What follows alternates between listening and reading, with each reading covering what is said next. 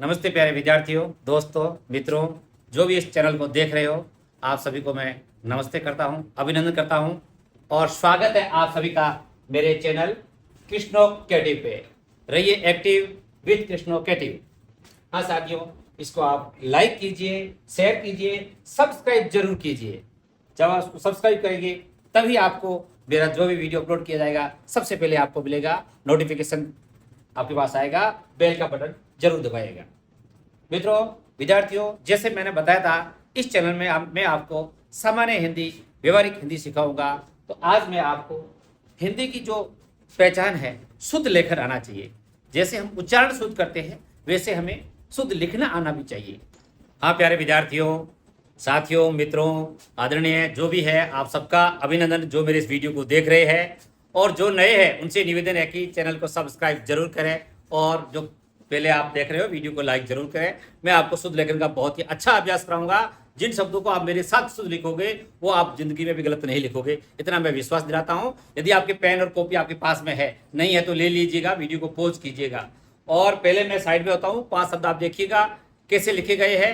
इन अशुद्ध को आप शुद्ध करके लिखे, फिर मेरे साथ उसका जांच करें, सही लिखे। देखिए, पहला शब्द है अनुपातिक। यहां लिखा हुआ अनुपातिक। ये अनुपातिक नहीं होता है, शब्द होता है आनुपातिक।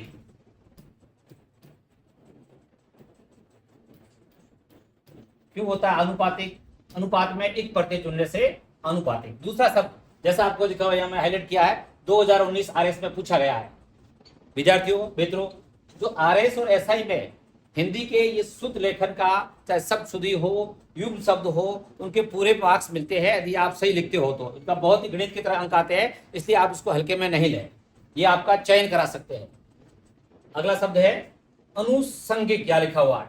ये अनुसंगिक में 2 गलतियां इसमें। देखिए, अनुसंगिक नहीं होता है, शब्द होता है आनुसंगिक। और आनुसंगिक में स मूर्धन्य षटकोण वाला, ये इसका शुद्ध स्वरूप है। तीसरा शब्द देखिए, बहुत ही महत्वपूर्ण शब्द, आप और हम सब बोलते रहते हैं, पारिवारिक शब्द है, बोलते हैं अनुज। यहां लिखा हुआ अनुज और सही शब्द होता है अनुज। ये लिखा हुआ अनुज। देखिए, यहां न में बड़ी मात्रा लिखी हुई है और अनुज कहते हैं छोटे भाई को। तो आप इस बात को ध्यान रखें कि अनुज हमेशा छोटे भाई को कहेंगे तो छोटे भाई के लिए मात्रा भी हमेशा छोटी लगेगी। अनुज जिंदगी भर में छोटा ही रहेगा, बड़ा भाई तो हो नहीं सकता है। तो अनुज का मतलब छोटा भाई, और अनुज के लिए यहाँ मात्रा लगी हुई बड़ी। तो इस प्रकार से आप लिखोगे, छोटा सा शब्द दिख रहा है पर वो आपके गलत, ये होगा अनुज। इसी प्रकार से ये लिखा हुआ है अनुजा। अनुज यानी छोटा भाई, तो अनुजा यानी छोटी बहन, तो उसके लिए ये नहीं है कि आप उसमें भी अनुज, ये अनुजा। यह है अनुजा, ये है अनुज। ये ऊ में बड़े ऊ की मात्रा है। हम क्या बोलते तो सही है, फिर गलत लिख देते हैं। कई बार लिखते बोलते सही है और गलत लिख देते हैं, तो उच्चारण के ऊपर निर्भर करता है। हम बोल रहे हैं अनुज और लिख रहे हैं अनुज। जैसे बोलते हैं हम दूध, बोलते हैं दूध और लिखते हैं दूध, तो ये गलत हो गया। तो उच्चारण का हम ध्यान रखें, हम जैसा बोल रहे हैं वैसा ही लिखे।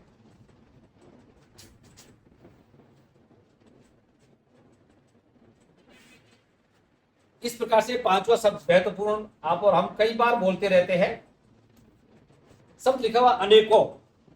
मित्रों, साथियों, अनेकों कोई शब्द नहीं होता है, एक का विलोम शब्द है अनेक। अनेक का मतलब अपने आप में बहुत ज्यादा। तो अनेकों, कई लोग बोलते मैंने अनेकों बार देखा है, अनेकों बार किया है, अनेकों फिल्में देखी है, अनेकों जगह गया हूं। अनेकों नहीं होता है, एक अनेक। तो इसका होगा अनेक, न कि अनेकों। ये हो गया अनेक। चलो आगे बढ़ते हैं। आप समय दे रहे हैं तो साथ साथ में पेन और कॉपी देके लिखे जरूर। लिखने का अभ्यास आप खुद करेंगे। एक बार शब्द को आप शुद्ध लिखेंगे, वो शब्द दूसरी बार आप गलत नहीं लिख पाओगे। एक बार शुद्ध लिखना, फिर उसका 2 बार अभ्यास करना, निश्चित रूप से शुद्ध लिखा जाएगा। ये 2-3 शब्द अगले बहुत ही महत्वपूर्ण है, और इनका यदि आप साथ में नहीं लिखोगे, अभ्यास नहीं करोगे, तो आपको समझ में नहीं आएंगे। यहाँ लिखा हुआ अन्विति, अन्वत्ति, जबकि शब्द होता है अन्विति। यहाँ लिखा हुआ अन्वति। जब परीक्षा में आता है तो हम कंफ्यूज हो जाते हैं कि कहाँ मात्रा लगाए, किसको दे। और जब यदि मैंने हाथ से लिख दिया है तो आपको सोचना नहीं पड़ेगा। तो इसका शुद्ध स्वरूप होगा अन्विति। ये जैसा मैंने बोला अन्विति, तो ये अन्विति लिख दिया। यहाँ अनुवत्ति, अन्विति या ती की मात्रा बड़ी है, जबकि होनी चाहिए अन्विति, त में छोटी ए की मात्रा। यहाँ शब्द है, दो जगह लिखा हुआ है, दो बार मात्राएं चेंज है, पर दोनों बार शब्द गलत आ रहा है। यहाँ लिखा हुआ है अन्विष्ट या अन्विष्ट, तो इसका शुद्ध स्वरूप क्या होगा प्यारे विद्यार्थियों? इसका शुद्ध स्वरूप होगा अन्विष्ट। ये इसका शुद्ध स्वरूप होगा। कहां गलती है? एक तो थ नहीं आएगा अन्विष्ट में, थ नहीं आएगा, और यहाँ बड़ी मात्रा भी नहीं है, मात्रा छोटी वह के साथ लगी हुई है, और ट आएगा अन्विष्ट। अब ये 8 नंबर पे शब्द दिख रहा है आपको, बहुत ही महत्वपूर्ण शब्द, हम सबको बहुत अच्छा लगता है, जिसको अपन लंच कहे, दोपहर कहे, मध्याह्न, पर दोपहर का बाद किस बाद में? अपराह्न, दोपहर के बाद का समय अपराह्न, उसमें सुस्ती भी आती सबको। तो ये अपराह्न लिखा हुआ है यहाँ पर शब्द, अपराह्न नहीं होता है ये लिखा हुआ है। आपको आप सोच रहे हैं कि बिल्कुल सही लिखा हुआ है, ये सही नहीं लिखा हुआ है, और अधिकांश इस शब्द को गलत दिखते हैं। तो कई लोग तो वैसे होते हैं जो वास्तव में जो हमारे हिंदी भाषा में जो दिन का काल निर्धारण है वो बिल्कुल सही है। एक समय होता है प्रभात कहते हैं, फिर सुबह होता है, दोपहर होता है, अपराह्न होता है, और फिर होता है सायंकाल होता है, फिर रात होता है, रात्रि। तो इस प्रकार से, और हम तो किसी को भी सुबह भी वही और प्रभात भी वही, मध्याह्न भी वही और सायंकाल भी वही, ऐसा नहीं है। तो इस प्रकार से अपराह्न शब्द है। तो अपराह्न शब्द को आप देखिए, यहाँ लिखा हुआ अपराह्न, अपराह्न नहीं होता है, ये शब्द होता है अपराह्न। ये है अपराह्न, ह के अंदर न है, ऐसे भी लिख सकते हैं, ऐसे नहीं लिखे तो आप ऐसे अपराह्न।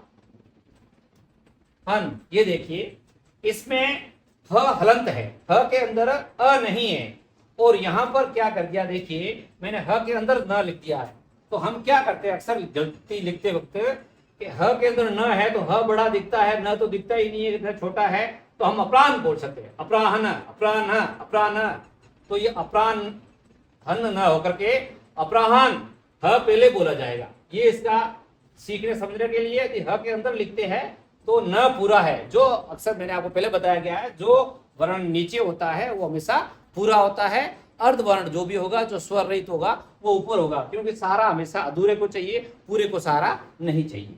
तो ये शब्द है अपराह्न। आप फिर देख ले, अभ्यास करें, ह के अंदर न है, अपराह्न, इसको बोलेंगे अपराह्न नहीं, अपराह्न।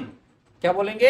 अपराह्न, अपराह्न, अपराह्न में ह में अ नहीं, अपराह्न, और ये लिखा हुआ है अपराह्न, अपराह्न, तो ये गलत है, और इसका शुद्ध स्वरूप है अपराह्न। अगला शब्द बहुत ही महत्वपूर्ण है, दो बार लिखा गया है, एक बार मैंने ट लगाया, दूसरी बार ठ लगाया, एक बार भ में छोटी ई की मात्रा, दूसरे में भ में बड़ी ई की मात्रा, और ये दोनों स्वरूप में लिखा हुआ है। आप सोचोगे कोई एक तो सही होगा, ये दोनों ही गलत है। अब देखेंगे इसका शुद्ध स्वरूप क्या है। यहाँ लिखा हुआ अभिष्ट और यहाँ लिखा हुआ अभीष्ट, जबकि इसका शुद्ध स्वरूप होता है अभीष्ट। ये है शुद्ध स्वरूप, अभिष्ट का शुद्ध स्वरूप होगा अभीष्ट। अगला शब्द संज्ञा अभिषेक, और यह लिखा हुआ है अभिषेक, दो बार लिखा हुआ। देखिए एक बार मैंने ये स चेंज किया है, बदला है इसको, फिर आप सोचिए कहाँ गलती है, स षटकोण वाला होता है, आपने देखा होगा। तो अभिषेक ये नाम है, हम अभिषेक करते हैं, तो ये है अभिषेक शुद्ध स्वरूप। स षटकोण वाला, भ में छोटी की मात्रा अभिषेक। चलो आप साथ में लिख रहे हो, आगे बढ़ते हैं, अपन अभ्यास करते रहिए। यहां फिर मैं साइड बताऊंगा, आप एक बार शब्दों को देख लें, स्क्रीनशॉट लें या पोज करें, जैसे भी, और आप साथ साथ में लिखें। चलो बढ़ते आगे। शब्द लिखा हुआ है अभ्यंतर। अब यहां आप सोच रहे हैं कि बिल्कुल इसमें तो क्या गलती, अभ्यंतर ही होता है साथियों, अभ्यंतर नहीं होता है, शब्द होता है अभ्यंतर। ये शब्द है सही शुद्ध स्वरूप, यहां बिंदी लगी हुई है अभ्यंतर। ठीक है। अगला शब्द तो बिल्कुल ही सही लिखा हुआ है। अधिकांश लोग लिखते वक्त इसी प्रकार से इस शब्द को लिखते हैं। आप और हम सब देख रहे हैं, क्या है? अभयारण्य, जहां जंगली जानवर आराम से घूमते हैं, भय रहित वो अभयारण्य। हम जाते हैं वहां घूमने के लिए, देखने के लिए। देश में बहुत सारे अभयारण्य हैं, तो ये अभयारण्य है। और इसमें अक्सर हम गलती कर लेते हैं, ये शब्द दो शब्दों से बना हुआ है। अभयारण्य है, यहाँ लिखा अभयारण्य है, जबकि इसका शुद्ध स्वरूप होगा अभयारण्य।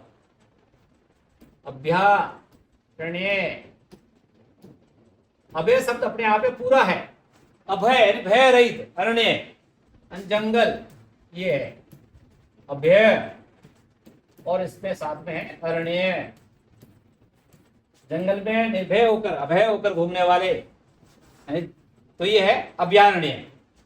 तो इसमें आपको ध्यान देना है, अभयारण्य में भ स्वर रहित नहीं होता है, भ पूरा होता है। अभय शब्द अपने आप में पूरा है। अब आगे संधि भी हुई है, तो यह के साथ हुई है, भ के स्वरूप में कोई अंतर नहीं हुआ है। तो इस प्रकार से आप भविष्य में अभयारण्य शब्द को गलत नहीं लिखे। और अगला शब्द है, अधिकांश हम रोज बोलते हैं, लिखते भी है, और ये शब्द आप लिखोगे, ये तो बिल्कुल सही। इसमें क्या र कहां लगाएंगे? ये तो सही तो है विद्यार्थियों, ये सही नहीं लिखा हुआ है, पूर्णतया गलत लिखा हुआ है। यहाँ लिखा हुआ है अर्थात। अब बोलते हैं अर्थात, अर्थात यानी त में अस्वर नहीं है, तो यहाँ लिखा हुआ है अर्थात। और इसमें कहां से गलती हो जाएगी? आप इतना, यदि वास्तव में प्रतियोगी परीक्षा में ये आ गया तो भले ही हलत करना था, हमने नहीं किया तो हमारे 2 नंबर गए। तो ये शब्द होगा अर्थात। ये त को हलत कर दिया, यानी त में अ का स्वर नहीं है, त में स्वर नहीं है, स्वर रहित त, अर्थात। अब इसको बोलेंगे अर्थात, इसको बोलेंगे अर्थात। तो ये है अर्थात का सही स्वरूप। अगला, हम सब जीते हैं, जिसको कहते हैं कमाते हैं, आजीविका। यहां शब्द लिखा हुआ है। आप सोच रहे हैं ठीक है, मात्राएं बड़ी है तो एक छोटी कर दो, एक बड़ी कर दो, दोनों बड़ी। ये एक शब्द, और गलत लिखने के तो कई तरीके। 4 शब्दों, 4 अक्षरों का गलत सब अक्षर को 4 बार गलत लिखा जा सकता है। 2 जितनी मात्राएं होती है उतनी बार गलत लिखा जा सकता है, अलग अलग करके, पर शुद्ध स्वरूप तो एक ही होता है।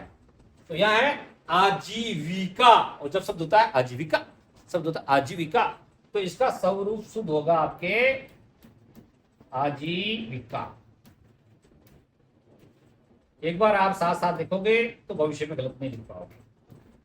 अगला शब्द आपको, हमको, सबको अच्छा लग रहा है, और आप चाहते भी हो कि हम ऐसे कैसे लिखे। आप सोच रहे हो सही तो लिखा हुआ है, आकर्षक लिखा हुआ है। ये आकर्षक नहीं लिखा हुआ है। आकर्षक लिखने के लिए अभ्यास करना पड़ेगा। ये लिखा हुआ है आरक्षक। अब इसको क के नीचे भी र लगा के गलत लिखा सकता था, स के नीचे भी है, पर इसका शुद्ध स्वरूप लिखा जाएगा। आपको आकर्षक बनना है तो ये होगा आकर्षक। ये इसी स्वरूप में ही ये शुद्ध है। मुझे विश्वास है आप साथ साथ में लिख रहे हो, अभ्यास कर रहे हो। चलो आगे बढ़ते हैं, अगले शब्दों की तरफ चलते हैं। अगले शब्दों की तरफ अगला शब्द लिखा हुआ है, आप देख रहे हो यहाँ पर 2 बार लिखा है, दोनों ही बार गलत है। बहुत बार अपने को सुनने को मिलता है, पढ़ते भी है। यहाँ लिखा हुआ आह्वान, यहाँ लिखा हुआ है आहवान। ये दोनों ही स्वरूप शुद्ध नहीं है, अशुद्ध है। हम देखेंगे इसका शुद्ध स्वरूप क्या है। हम बोलते हैं आह्वान करते हैं, यहाँ लिखा हुआ है आह्वान, यहाँ लिखा हुआ है आह्वान, जबकि इसका शुद्ध स्वरूप होता है में अ नहीं है, हलंत है, आह्वान। या तो आप इसको इस तरफ से लिख सकते हैं, या आपने अधिकांश ऐसे भी लिखा हुआ देखा होगा, के अंदर व, ये आह्वान। यहाँ स्वर रहित है और वह पूरा है, आह्वान। यहाँ देखिए, यदि इसके नीचे हलंत होता तो ये भी सही हो जाता। तो ये दोनों ही शुद्ध स्वरूप है आह्वान के। इसको आप साथ में लिखेंगे या खुद अभ्यास करेंगे तभी लिख पाओगे, अन्यथा आप इस प्रकार से अक्सर आह्वान लिख देते हैं, गलती कर देते हैं। अगला शब्द बहुत ही महत्वपूर्ण है, आप देख रहे हैं, आप सोच रहे हैं पहला नहीं तो दूसरा सही है, दोनों ही गलत है। और इस शब्द को तो कई प्रकार से गलत लिखा जा सकता है। जितनी ज्यादा मात्राएं होती है उतना ज्यादा गलती होने की संभावना रहती है। यहाँ लिखा हुआ है ऐतिहासिक। आपको ध्यान चल रहा है कि जब भी एक पढ़ते हैं या जुड़ता है तो शब्द के स्वरूप में परिवर्तन होता है। तो यहाँ ऐतिहासिक नहीं है, ऐतिहासिक है। ऐतिहासिक, ऐतिहासिक, ये ऐतिहासिक, ये ऐतिहासिक, और शब्द होता है ऐतिहासिक, ऐतिहासिक, ये ठीक है। इसमें क्या है विद्यार्थी प्यारे, ये है इतिहास, और इसमें प्रत्यय जुड़ा है इक, ठीक है, आई हो गया, और ऐतिहासिक, ये तो यहाँ ऐतिहासिक ना होगा, ऐतिहासिक है। अगला शब्द आप देख रहे हैं, आप सोचते होंगे ये सब की लिखने की कहाँ जरूरत है, ये तो हम रोज सुनते हैं, बोलते हैं, सही लिखते हैं, पर आप अभ्यास कीजिए, अक्सर ये शब्द गलत लिख देते हैं। और बोलने का तो देखो, यहाँ लिखा हुआ है ईश्वर, यहाँ लिखा हुआ है ईश्वर, और हम बोलते हैं ईश्वर। दोनों ही स्वरूप में ये अशुद्ध शब्द है, बहुत महत्वपूर्ण शब्द है, बहुत बड़ा ईश्वर है जिसमें अपनी आस्था रहती है, सबकी अपनी अपनी। तो देखिए, आप ध्यान दें इस शब्द को किस प्रकार से आप गलत नहीं लिखे, तो उसके लिए देखिए ईश्वर, तो ईश्वर शब्द है, यहाँ पर है ई पे लघु मात्रा, यहाँ ई की बड़ी मात्रा, दीर्घ मात्रा। तो देखिए ईश्वर छोटा होता है बड़ा, अपन कहते हैं ईश्वर सबसे बड़ा। जब ईश्वर सबसे बड़ा है तो ई में मात्रा क्या आएगी, बड़ी, ये आप ध्यान रखें। अब आता है अगला वर्ण, अगला अक्षर श। तो ईश्वर के बाद में हम सब छोटे, तो ईश्वर के ठीक बाद अगला अक्षर आएगा वो छोटा वाला र, स पूरा नहीं है, इसमें अ नहीं है, और फिर ईश्वर से ये सब लिखा जाएगा, ऐसे लिखा जाएगा ईश्वर। यहाँ ईश्वर, ये ईश्वर, ये ईश्वर, तो ये शब्द है शुद्ध स्वरूप में। अक्सर यहाँ इस प्रकार से गलती कर देते हैं, स के साथ में अ लगा देते हैं। अगला शब्द लिखा हुआ है यहाँ पर उद्दंड, यहाँ पर अनुस्वार लगा हुआ है, यहाँ पर पंचम वर्ण लगा हुआ है, पर दोनों ही स्वरूप में ये अभी सही नहीं है। इसका शुद्ध स्वरूप होगा उद्दंड, ऐसे भी लिख सकते हो, या उद्दंड, द का उच्चारण दो बार उद्दंड। ठीक इसी प्रकार ये सब देखिए आप, उद्दीप्त, उद्दीप्त लिखा हुआ है यहाँ पर, यह होता है उद्दीप्त, मैं बोल तो रहा हूं उद्दीप्त, यहाँ लिखा हुआ है उद्दीप्त, उद्दीप्त, जबकि होता है उद्दीप्त, यानी द की ध्वनि दो बार आती है, तो ये इस प्रकार से होगा उद्दीप्त, ये इसका शुद्ध स्वरूप। इस प्रकार आपने 20 शब्दों का अभ्यास किया, आप इसको साथ में लिखें और बार बार अभ्यास करें, बहुत ही सही सीख पाओगे और अच्छा सीख पाओगे। हाँ प्यारे विद्यार्थियों, साथियों, मित्रों, जो भी मेरे चैनल को देख रहे थे, अभी हमने 20 शब्दों का अभ्यास किया है, आपने भी मेरे साथ लिखे हैं, देखे हैं, आपके लिए उपयोगी रहे हैं, और आप चाहते हो कि आगे भी ऐसा वीडियो उपयोगी होता है, तो आप मेरे इस वीडियो को कीजिए लाइक।